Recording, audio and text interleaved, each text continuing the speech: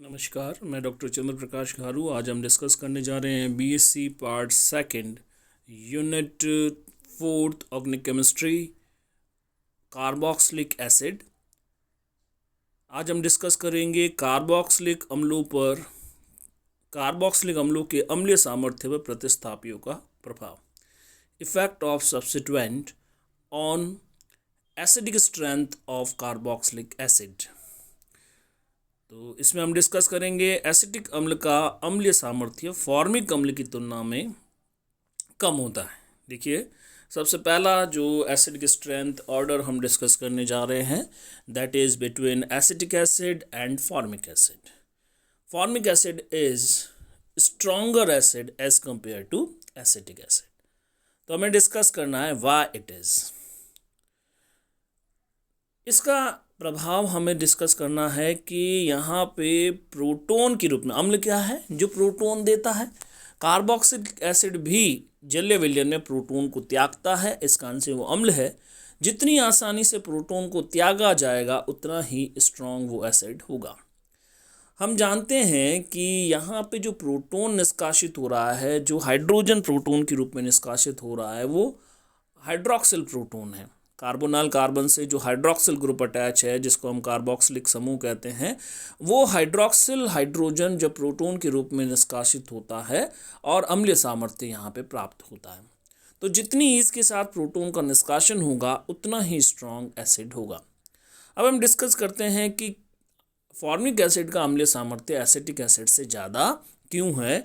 तो इसके लिए हमें पता है कि जितना अधिक OH बंध हाइड्रोक्सिल समूह के अंदर OH बंध जितना ज़्यादा ध्रुवीय होगा, पोलैरिटी जितनी ज़्यादा होगी, उतनी ही ईज के साथ उतनी ही सुगमता के साथ हाइड्रोजन को प्रोटॉन के रूप में निष्कासित किया जा सकता है या प्रोटॉन के रूप में दिया जा सकता है।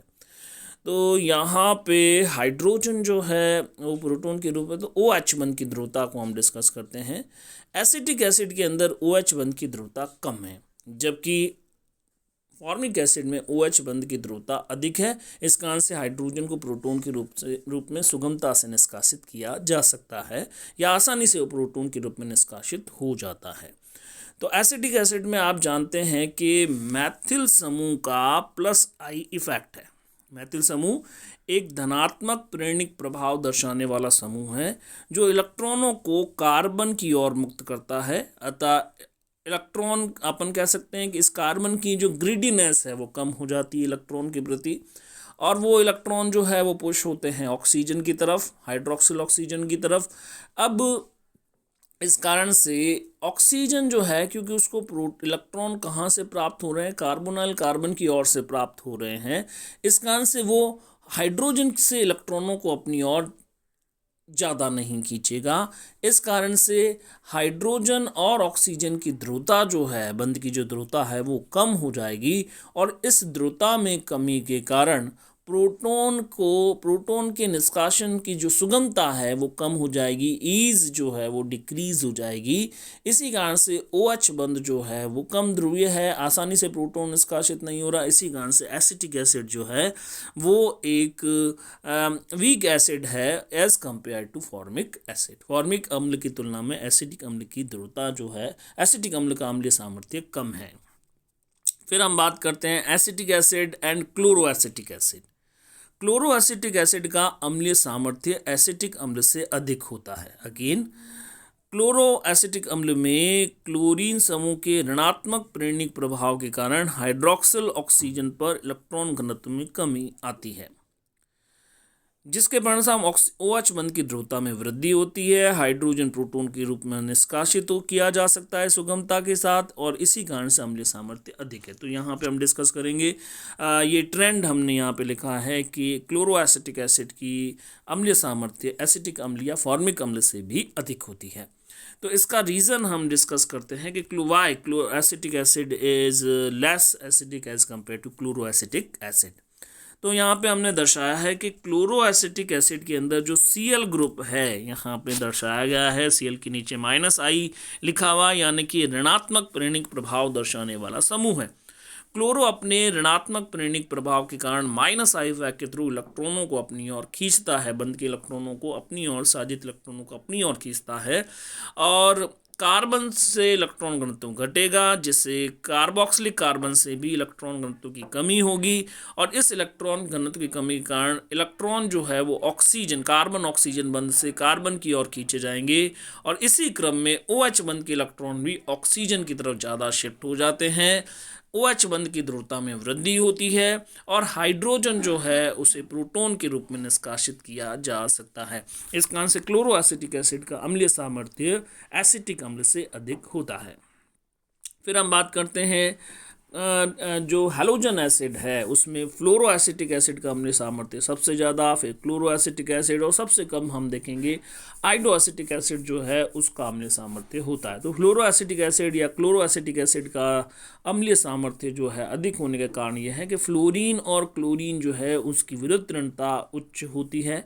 इस कारण से OH बंध की ध्रुवता में और अधिक वृद्धि हो जाती है, और अधिक वृद्धि होने के कारण प्रोटॉन जो है आसानी से हाइड्रोजन जो है आसानी से प्रोटॉन के रूप में निष्कासित किया जा सकता है। इसी कारण से फ्लोरो एसिटिक एसिड का अम्लीय सामर्थ्य क्लोरो एसिटिक एसिड से अधिक होता है। इसी प्रकार क्लोरो एसिटिक अम्ल का अम्लीय सामर्थ्य ब्रोमो एसिटिक एसिड से अधिक होता है, और इसी प्रकार ब्रोमो एसिटिक एसिड का अम्लीय सामर्थ्य आइडो एसिटिक एसिड से अधिक पाया जाता है। एक और एसिटिक स्ट्रेंथ का जो क्रम है वो यहाँ पे दर्शाया गया है, जिसके अंदर आप देख सकते हैं फॉर्मिक एसिड का अम्लीय सामर्थ्य अधिक है, देन एसिटिक एसिड और प्रोपेनोइक एसिड से एसिटिक एसिड का अम्लीय सामर्थ्य अधिक है। इसी तरह से आप देखेंगे कि ब्यूटेनोइक एसिड का अम्लीय सामर्थ्य फिर जो कम आ रहा है। जैसे जैसे यहाँ पे देख लीजिए आप, फॉर्मिक एसिड में कोई अल्काइल ग्रुप नहीं है, एसिटिक एसिड में अल्काइल ग्रुप आया, अम्लीय सामर्थ्य में कमी हो गई, मिथाइल समूह। अब ये एल्किल समूह जैसे जैसे बड़ा हो रहा है, जैसे एथिल समूह जब यहाँ पे लगा हुआ है R के रूप में, तो एथाइल ग्रुप कंटेनिंग जो प्रोपेनोइक एसिड है उसका अम्लीय सामर्थ्य जो है एसिटिक एसिड से कम हो गया है। फर्दर जब अल्काइल ग्रुप की साइज़ बढ़ रही है, जैसे कि अपन ब्यूटेनोइक एसिड के अंदर देख रहे हैं, प्रोपिल समूह जो है अल्काइल सब्स्टिट्यूएंट के रूप में प्रेजेंट है, और यहाँ पे अगेन जो है अल्किल समूह में वृद्धि के साथ में, अल्किल समूह के साइज़ में, आकार में वृद्धि के साथ में अम्लीय सामर्थ्य में कमी हो रही है। फिर आप देखेंगे प्रोपेनोइक एसिड के अंदर ब्यूटाइल जो है वो अल्काइल सब्स्टिट्यूएंट के रूप में प्रेजेंट है, और यहाँ पे अगेन अल्किल समूह में वृद्धि के, अल्किल समूह में आकार के वृद्धि के साथ में अम्लीय सामर्थ्य में कमी हो रही है। तो यहाँ पे क्लियर हम कह सकते हैं कि एल्किल समूह का आकार बढ़ने के साथ प्लस आई प्रभाव पड़ता है। एल्किल समूह का प्लस आई प्रभाव बढ़ता है, OH बंध की ध्रुवता में कमी आती है, इसी कारण से अम्लीय सामर्थ्य भी घटता है। फिर हम देखते हैं एरोमेटिक कार्बोक्सिलिक अम्लों का अम्लीय सामर्थ्य जो है एलिफेटिक कार्बोक्सिलिक अम्लों की तुलना में अधिक होता है। जैसे कि यहाँ पे देख सकते हैं हम कि जो बेंजोइक एसिड है उसका अम्लीय सामर्थ्य एसिटिक एसिड से ज़्यादा दर्शाया गया है, यानी कि बेंजोइक एसिड अधिक प्रबल अम्ल है as compare to acetic acid. तो अब यहाँ पे हम देखें कि क्या कारण है कि एरोमेटिक कार्बोक्सिलिक एसिड जो है उनका अम्लीय सामर्थ्य एलिफेटिक कार्बोक्सिलिक अम्लों की तुलना में अधिक होता है। तो एरोमेटिक कार्बोक्सिलिक अम्लों में एरिल वलय के माइनस आई प्रभाव, ऋणात्मक प्रेरणिक प्रभाव के कारण अम्लीय सामर्थ्य में वृद्धि होती है। इसको हम पहले भी डिस्कस कर चुके हैं। जैसे ही -I ग्रुप आएगा, OH बंध की ध्रुवता में वृद्धि होगी, और OH बंध की ध्रुवता में वृद्धि के साथ अम्लीय सामर्थ्य में भी वृद्धि आपको दिखाई देगी। जबकि एलिफेटिक कार्बोक्सिलिक अम्लों में एल्किल समूह जो है अपना धनात्मक प्रेरणिक प्रभाव या प्लस आई इफेक्ट के कारण OH बंध की ध्रुवता में कमी करता है। इसी कारण से एलिफेटिक जो एसिटिक अम्ल होते हैं या एलिफेटिक कार्बोक्सिलिक अम्ल जो होते हैं उनके अम्लीय सामर्थ्य एरोमेटिक कार्बोक्सिलिक अम्लों की तुलना में कम पाया जाता है। अब हम बात करते हैं कि बेंजोइक एसिड का जो अम्लीय सामर्थ्य होता है, बेंजोइक अम्ल की तुलना में हम देखेंगे कि मिथॉक्सी बेंजोइक अम्ल का अम्लीय सामर्थ्य कम होता है। बेंजोइक एसिड अम्ल प्रबल है as compare to methoxy benzoic acid. Paramethoxy benzoic अम्ल का अम्लीय सामर्थ्य कम होता है, क्योंकि जो पैरा पोजीशन के ऊपर जो मिथॉक्सी समूह उपस्थित है वो इलेक्ट्रॉन दाता के कारण कार्बोक्सिलेट आयन की क्रियाशीलता में वृद्धि करता है, जिससे स्थायित्व घटता है। यानी कि यहाँ पे आप देखिए कि जो पैरा पोजीशन के ऊपर मिथॉक्सी ग्रुप प्रेजेंट है वो कार्बोक्सिलेट आयन जो है उसकी क्रियाशीलता को बढ़ाता है। यानी कि हम देख सकते हैं कि कार्बोक्सिलेट आयन के स्थायित्व में कमी होती है। और कार्बोक्सिलेट जैसे हमने देखा था कि एसिटिक एसिड कार्बोक्सिलिक एसिड जितनी ईज के साथ में कार्बोक्सिलेट आयन का निर्माण करेगा उतना ही एसिडिक स्ट्रेंथ ज़्यादा होगी। यहाँ पे मिथॉक्सी समूह जो है बनने वाले कार्बोक्सिलेट आयन की स्थायित्व में कमी कर रहा है, उसकी रिएक्टिविटी को बढ़ा रहा है ड्यू टू डोनर नेचर। उसका दाता प्रवृत्ति जो है वो कार्बोक्सिलेट आयन के स्थायित्व में कमी कर रही है, उसकी रिएक्टिविटी को बढ़ा रही है। इस कारण से ease of formation of carboxylate ion, carboxylate ion के बनने की जो सुगमता है वो घट रही है, अम्लीय सामर्थ्य में कमी आ रही है।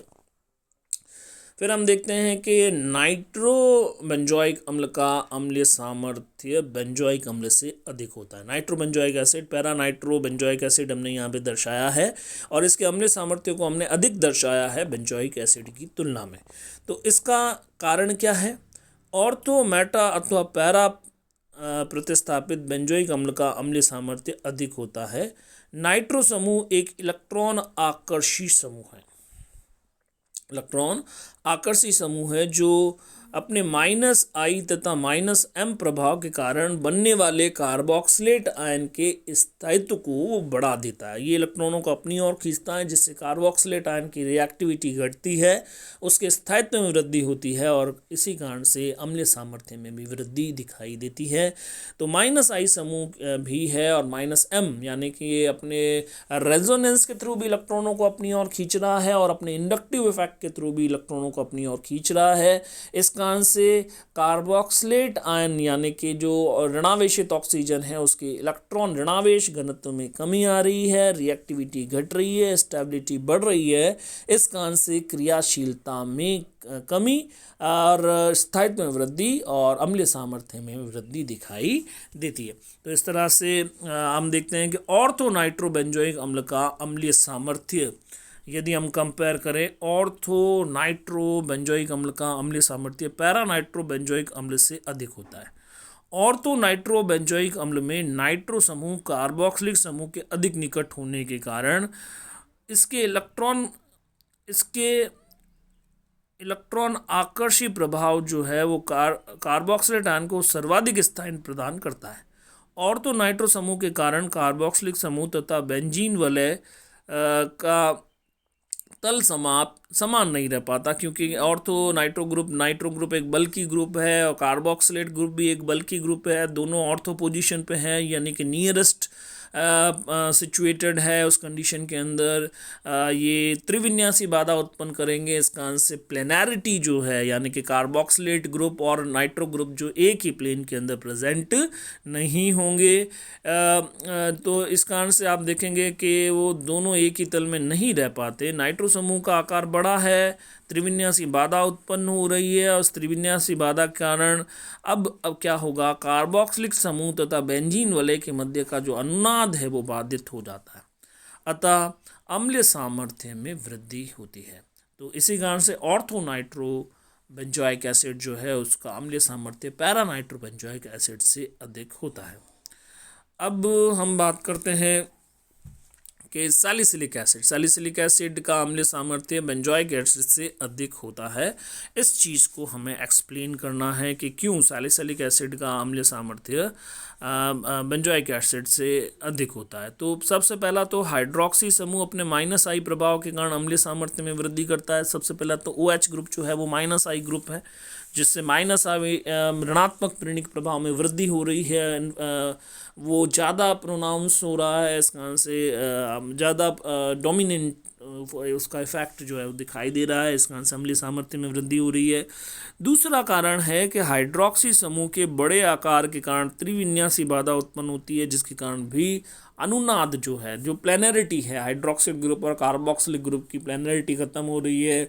बेंजीन वलय और कार्बोक्सिलिक समूह जो है वो एक ही तल में उपस्थित नहीं होने के कारण अनुनाद बाधित हो रहा है और अनुनाद में बाधा के कारण भी अम्लीय सामर्थ्य में वृद्धि हो रही है। तीसरा है ऑर्थो हाइड्रोक्सी समूह तथा कार्बोक्सिलिक समूह में अंतर आणविक हाइड्रोजन बंध के कारण एक चक्रीय वलय बनती है जो कार्बोक्सिलेट आयन को स्थायित्व प्रदान करती है। तो यहाँ पे कार्बोक्सिलेट आयन बनेगा। कार्बोक्सिलेट आयन कब बनेगा? प्रोटॉन के निष्क्रिय। जो बनने वाला कार्बोक्सिलेट आयन है उसका स्टेबिलिटी जो है वो ज़्यादा है। स्टेबिलिटी ज़्यादा होने के कारण अम्लीय सामर्थ्य में वृद्धि हो रही है। तो आज हम इतना ही डिस्कस करेंगे। Thank you very much.